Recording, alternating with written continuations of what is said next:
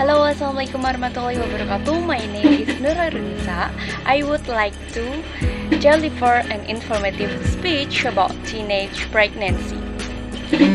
Talking about teen pregnancy, if you think about it, did you ever have a doll when you were young? That you're going to play with it and pretend like your own baby?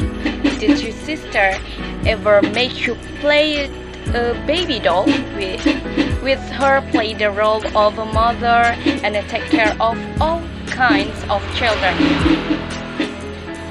Live examples like this are proof that at a young age we intend to be caregivers. But who wants to wake up every day with the stress of going to school, going to work, and taking care of the kids? Never as teenager do we sit and daydream about getting pregnant and parenthood in high school. All we wanted to dream was to move away from our family, live alone, and make a lot of money doing it.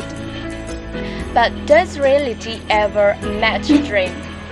Have teens ever been faced with the fact that their parents' plan might take a detour? At this time, we will all realize that pregnancy in adolescence is happening more and more.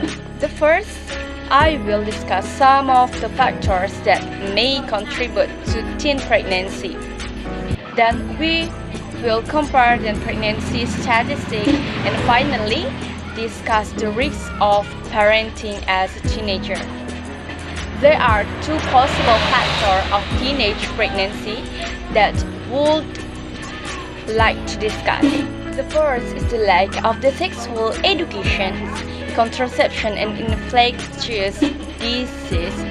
According to Divimon, spokeswoman for the National Assembly on School-Based Health Care, there are about 1,708 school-based health centers nationwide, and only about 1/3, almost all of them high schools, provide contraceptive. And the second factor that makes teenage pregnancy possible is unwanted sex. According to Teensman.com, nearly 4 in 10 girls who have first sexual intercourse at the age of 13 or 14 report that sex is unwanted, and unintentional. Feminist.com states that can estimate 20% of teenage girls become pregnant as a direct result of rape. Teenage pregnancy is about girls losing agency over their bodies because of being sexually forestalling pregnancy. I'm sure most of you have been waiting to hear some actually statistics.